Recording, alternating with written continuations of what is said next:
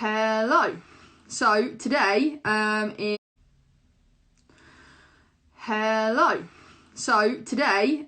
is our fourth day of basically Instagram lives, and today we're with George, Dugard and Hannah Robson from Dugard Property, and they're going to talk to us a little bit about investment, property sourcing. These guys are awesome. So I'm really looking forward to this. So I've got a list of questions. We've got 7 questions ready to go, and I'm just going to add them in right now so they can introduce themselves, tell you all about them, and some of the amazing, awesome stuff that they're doing. But also like some really golden nuggets of information that they're going to pass over to you. So give me 2 seconds. I'll add them in, and then we'll go from there.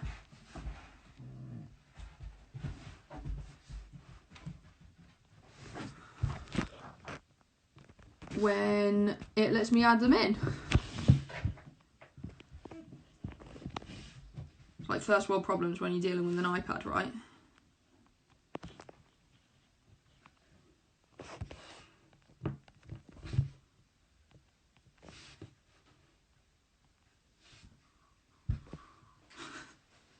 This is hilarious. So basically it's turning the screen around, but it's not letting me add them in. Let's try this one.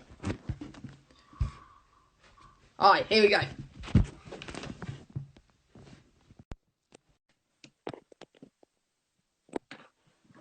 So it should be in any minute now. Yay! There we go. Right, you can hopefully tell that I am pathetic with Instagram Lives. Turn the volume off. And iPads as well. So for everybody that's joining now, that's on our social media, that's never met these guys. So this is Hannah and this is George. They are awesome.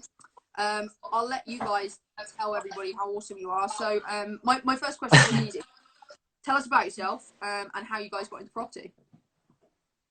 Okay, so yeah, as you said, we're Hannah and George, Dugard Property. So my background isn't in property at all, funnily enough. So I've been in IT for like, I don't know, just shy of 10 years, so really boring. Project management, and in the more recent years, account management.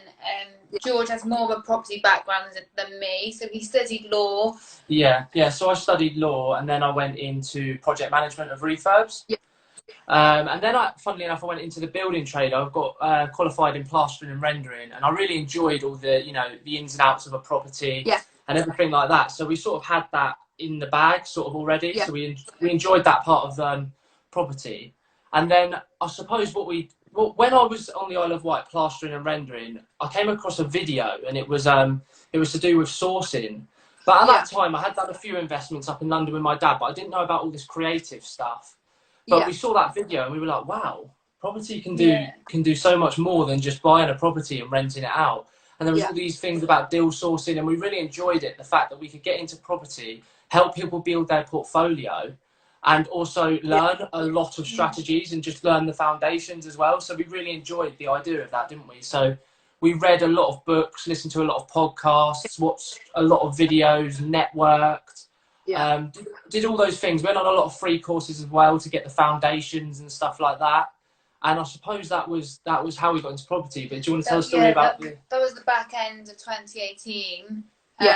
And then we did a lot of networking, attended courses, and then June of last year we launched the sourcing business, and then it's just from strength to strength. Do you want to let Hannah know how we launched? Oh, I think this is a story. Go on. Go for it. Yeah, so George, I'm very impulsive. George is the complete opposite. So I'm trigger happy. He never wants to pull the trigger. Hannah already knows that. Yeah. This is why I enjoy your relationship, because you've both got 2 different views, but then you meet in the middle, so it's great. Yeah. And we've been going back and forth about opening the sourcing business and doing it and actually trying it, and we've been talking about George moving to Wales, and we haven't got around to it. And then it got to the point I was like, I can't be listening to, we're either doing it or we're not doing it. This is going on for too long. So I went on Company's House, set the business, registered everything, and then just sent George a photo and was like, you're moving to Wales, this is happening now. Let's just give it a go. I love that. And I bet, George, you're probably like, all right, okay, fair, Yeah, I just went, right, it's the time to do it, let's just do it. 100%. And I'm guessing probably you guys literally haven't looked back since. No, we've thoroughly enjoyed it, and yeah, there's been no looking back at all. No. Been a few tears, been a few tantrums, but yeah, wouldn't change it. Tell me about it. I've been there. So my next question to you is one thing that I guess when I first started sourcing, I kind of struggled with a little bit, and hopefully you can impart some of your wisdom here. But how have you built up your investors list and context, and kind of what was your process in doing it? How did you go about doing it? Yeah, so when we first launched, we thought finding investors would be the really hard bit and finding deals would be the really easy bit. We found it the other way around, although finding investors was a slow burner to begin with, wasn't it? We were doing a lot of networking. And that was, and we were a bit shy to begin with. We were still a bit like, we know we want to be sourcers, we know we can do it, but then at the same time we're like, we're so new, like we don't want to be. And all these questions that people could ask, and it was like daunting. It was like, what if they ask this? What if they ask that? And it's just like a lot of the questions they don't ask. They just want to see a driven and ambitious person that can go and find them a property investment for their criteria. So it started with networking to begin with. The majority was networking. Then it started to become referrals, and then more recently, I think everyone's from social media, isn't it? Yeah, social media is a huge thing, and that has been how we've got our investor base. Really, I'd say 80% of it's probably from social media. What we've pretty much done is we did it from day one, didn't we? We put ourselves on every single platform possible, had a presence on them. We have our favourites, but we had a presence on all of them. And then every single day we just document our journey. We do two things really. We document our journey and we create content as well. So we give out content and we also document exactly what we're doing. And what we found is through that, we've just sort of got our faces on the camera as much as we possibly can, show our personality, and it attracts people that might like our personality. So we've also built that credibility and that trust with those people, seeing exactly what we're doing every single day. And then they've just got in contact and gone, can we have a call? We'd like to talk about property investments. And then it's just sort of spiraled from there, just keeping the process going and going and going, and being consistent. And through being consistent, it's just built a more of a following, and then it spirals. I think a tip though. So go on, Hannah. No, I was going to say quickly, I think you kind of hit the nail on the head there, is like really simple. You know, like and trust. People know, like and trust you through your social media already, and you're already winning by the time that they've called you. But sorry, go on. No, I was just going to say a tip that we noticed, if we have a deal that we may have not put on the mailing list, or maybe it hasn't got a bite on the mailing list, but then you put it on social media and it gains a lot of traction there, what we found is we'll always say to someone, sign up for the mailing list, won't we? So, this is the type of deal you like, we'll send it to the mailing list, and you'll receive them. And although our mailing list is very ad hoc. So we now know that every interaction with someone is an opportunity to say sign up to the mailing list. It's amazing as well though, because we were trying to raise finance the other day, and we've raised it now. But we had a phone call with an investor, and he spoke to us, and he said, "I've been watching you for a year, and I've just seen that post. That you've put out about raising finance, and you guys seem genuine, so I want to invest in you." And that was the power of just being consistent throughout the whole year. Yeah, which to a normal person, if somebody came up to you and said that they've been watching you for a year, you'd be a little bit like, well, that's strange. But it's different, isn't it, though? Because like you said, they've been watching what you've been doing, and then they're like, do you know what, actually, these guys are credible, they're good, this is what they're doing. And one thing that I was going to say to you is, I'm actually going to lead on social media in a little bit, but I like the content that you guys put out, because you visually can see a product that you've taken it from there to there, and what can be achieved. I think it's really powerful. Thank you. You're welcome. My third question literally is, how important is social media to building up your investors list for deals, which you've answered, to be fair. But specifically going into like platforms. So for instance, like LinkedIn, I'm really working hard on at the moment. Specifically. Before, mainly, most of our stuff was over Facebook, but now we're kind of veering towards Instagram and LinkedIn. What platform have you guys found that you've maybe got more investors from, or that you found to be like probably the best one for your business? Yeah, so first of all, I've been watching your LinkedIn and it's got really good as well. I love the hooks and everything, they're really good. But for us, the best platform has definitely been Instagram. And the reason it's been that is because we have a story on there and we document literally our journey day in, day out. So people are watching us every 4 hours. We show them exactly what we've done in that 4 hours. And it's pretty much like they're in our journey. They're getting to know us through that story. So I've said Instagram's definitely been the best, and it's definitely due to the reasons I know how to use the platform very well now as well. So I know how to reach a large audience as well, which is, you know, being able to, if I'm reaching a large amount of audience, I'm going to get more investors. So Instagram's definitely been the best, but LinkedIn, we're working on it very hard at the moment, and it's so powerful. I mean, you can reach a massive amount of people and you haven't even got many followers, just because due to the organic reach and due to the fact that if someone likes your post, it's going to then show to all of their audience. And it's just so powerful the way you can literally search in a search bar, property investor, add them, and then they're going to see your content. So, I mean, you can literally direct the people that you want to see you. And if you want to build up investors, type in property investors. Type in, if you want property investors in London because they want to get the deals in Wales, for example, because they're a better ROI, type in property investor London. And so it's so powerful. It's unbelievable. I know. But in terms of social media as well, just taking it away from the investor part a little bit, Facebook is so awesome as well, because Facebook is the platform where you can build a community. And if you build that community, every single hurdle you ever come across, you've got that, you know, that support, that motivation. And Facebook's brilliant, but I wouldn't say it's the best for building investors. I'd say it's good for the community-based feel. Yeah, no, I totally agree with you there. Do you, if you don't mind me asking, George, do you mainly do the social media? Hannah, do you mainly deal with investors? Is that how you guys kind of break up? Yeah, exactly. I don't do social media. We were speaking to a lead yesterday, and they said that they thought they were always speaking to me on Instagram. I'm like, no, it's George. I'm useless at social media. I'll be the emails, I'll be the phone calls, but social media is all George.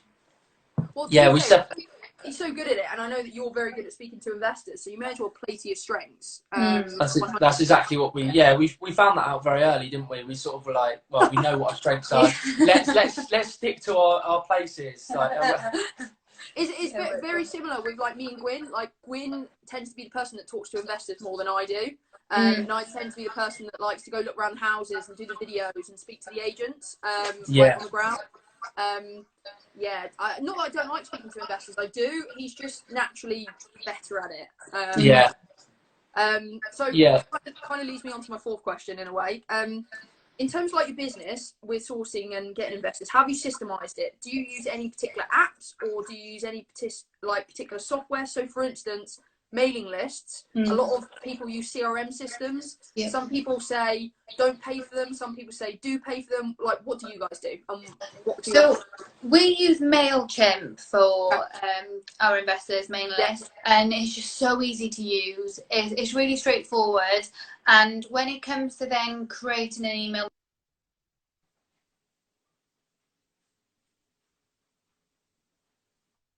you're back. Where was I? Yeah, MailChimp. You can make it all nice. You can integrate your social media icons so people can link elsewhere. And it is literally create what you want, send it to the full mailing list. So it's really easy. So MailChimp definitely for that. The one app that I know we spoke with, it's not really an app, it's more of a system. But I remember speaking to you about it, Hannah. DocuSign. Like, it's brilliant. You have to use it. I know, right? Took a bit of a fight for us to, Mr. Tighthouse. The thing is, I was as well, but it changes your life. It's so easy to just have your templates for your contracts, for your terms and conditions, for anything. To just, you put an email and it's electronically signed and it's stored. It's just, that was a game changer for us.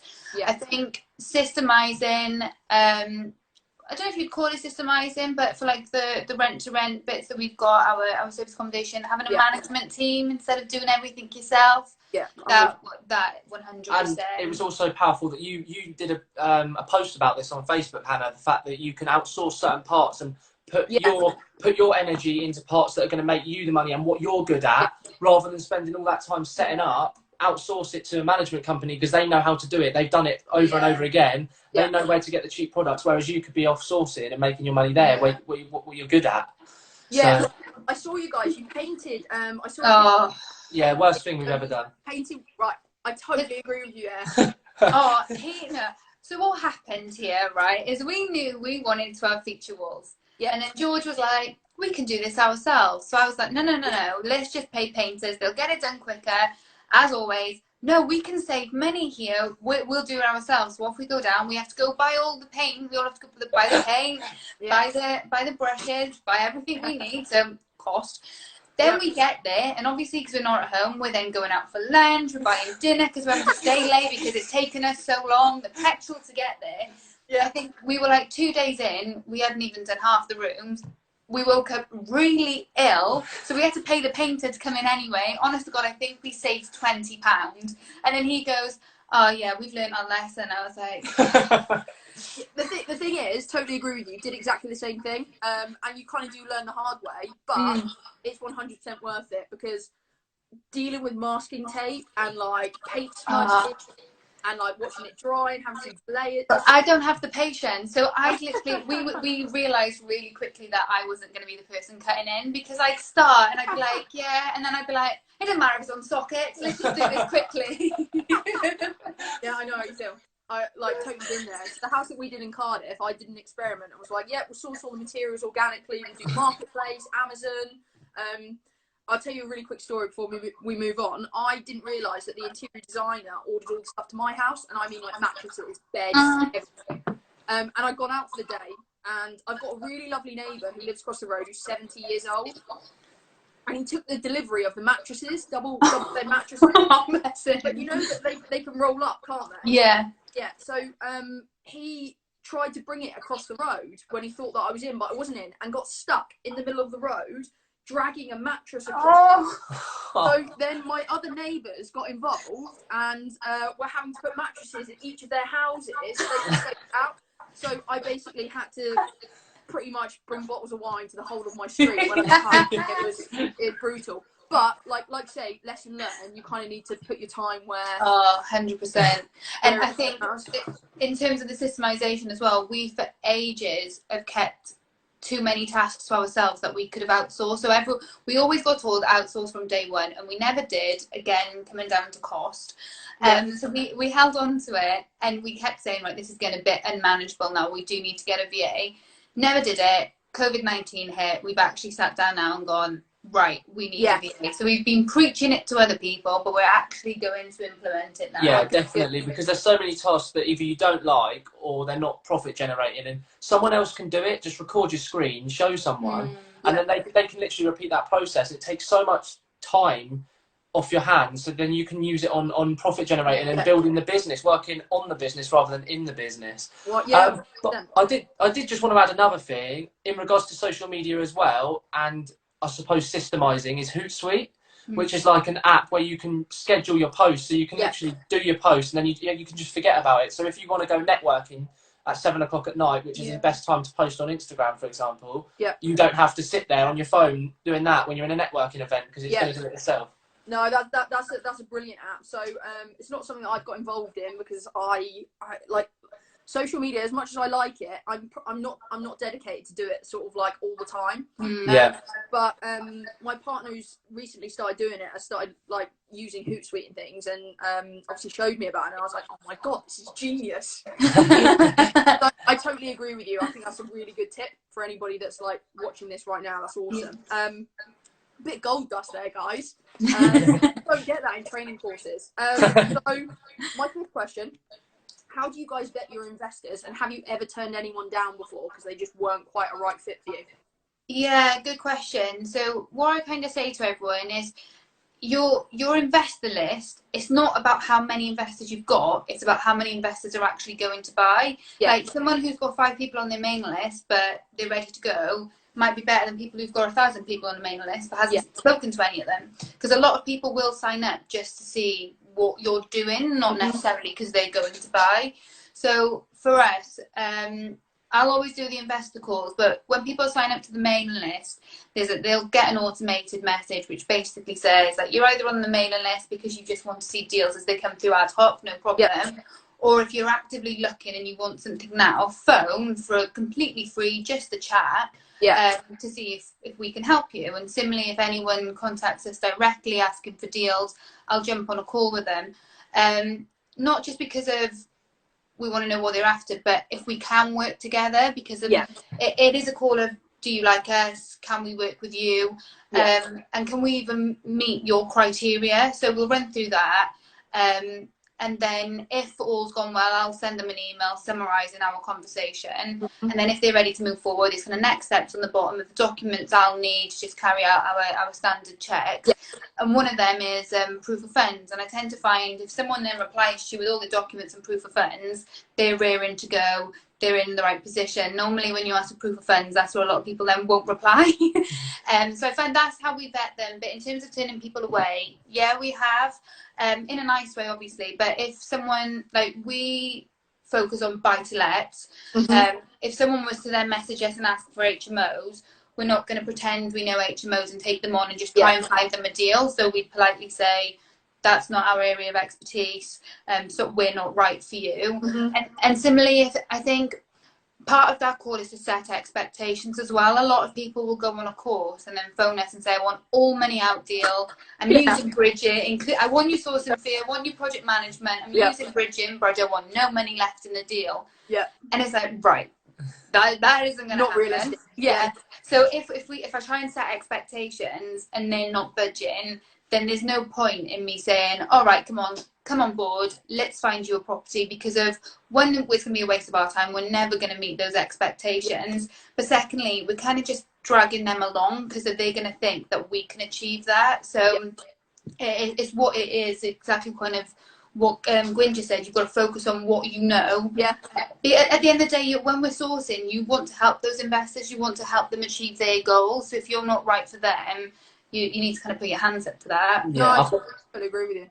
I've got nothing to say. Hannah just answered the question. You answered for me. She has, and she's done really well because she's given the perfect answer. Because the thing is, you've hit the nail on the head. You'll find that people come to you and they're like, "I want land. I want blocks of apartments. I want this. I want that," and it's great. But the thing is become really good at what you can do. Become an expert, and then what you can do is what a lot of people like start doing, and what we're kind of trying to do with the rent to SA thing is, we can then employ someone else or get somebody else in the business to take care of that, and then you can move on to other things that you like. But totally agree with you. So my next question, because I think we've only got 2 left, and I won't keep you guys for any longer because I know you're super busy. Question 6 is, how are you guys adapting to COVID with your strategy in terms of like sourcing and stuff? Have you put anything into place, or have you done anything differently? So the one I think you put a post up about this the other day, and it was absolutely brilliant the way you're adapting. But one thing we're definitely doing is lining up investors. So getting them all lined up, the ones that are definitely ready to go, but also lining up the property. So getting viewings booked in for as soon as we're out of this, and speaking to the agents and building the relationships up, and just lining everything up for when we get out of this. Nice. But also what we're doing is we're calling the estate agents and for deals that we've put in offers for in the past, and we've viewed the properties, and just saying, look, it's been sat on the market for a while, revisit the property and see what position the vendor's at the moment. But also ringing all your agents that you've made good relationships with and speaking to them and saying, is there any properties that have fallen through that we can help you with? So all that sort of thing is important. But do you want to talk about how other things we've been doing? So I think we've used COVID-19, kind of like the lockdown and restrictions that are in place, to focus on the other areas of the business we've wanted to grow for so long that we've not dedicated any time to. So although we've been putting plans in place for sourcing, I wouldn't say it's taken a backseat, but because we know we can't be out, we've put these plans in place for once restrictions are lifted, but we've used this time to kind of market ourselves better, focus on private finance. Like I mentioned, we were doing some finance the other day. We've looked at, just a few different things, haven't we? How we could maybe diversify our income just in case anything, God forbid, happened like this again. We've also been, like Hannah just said, focusing massively on putting ourselves on social media a lot more. Because we've got the time to. And due to that, you know, going on podcasts, going on lives. We've said yes to pretty much everything. And then what's happened is we've had a lot of people that have messaged us and want to get involved in JVs and private finance. So we're lining all that up, and we've got a JV agreement going through with our solicitors at the moment for when we get out of this, so we can do some bigger projects in Cardiff and stuff like that, like commercial to residential conversions and all that sort of thing. So basically lining things up and getting everything in place, but also doing everything we can do in this time as well. But like Hannah, you said about VAs and stuff as well. Also, just getting things systemised and all that sort of thing as well. No, that's awesome. And I think positioning yourself now for when all of this ends, because it will end. I did a post on LinkedIn today about, you know, should I stop investing now? Yeah, I saw it. I loved it. Like, no, you guys are doing the perfect thing for what's going to happen afterwards, because you're setting yourselves up to take all that business, which is brilliant. It's great advice. My last question, and then I'll let you guys go. If you could give 3 pieces of information to somebody that's starting out, which really helped you, what would it be? Yeah, so the one that I say on every single podcast and every single live, and I just love it, is go for no.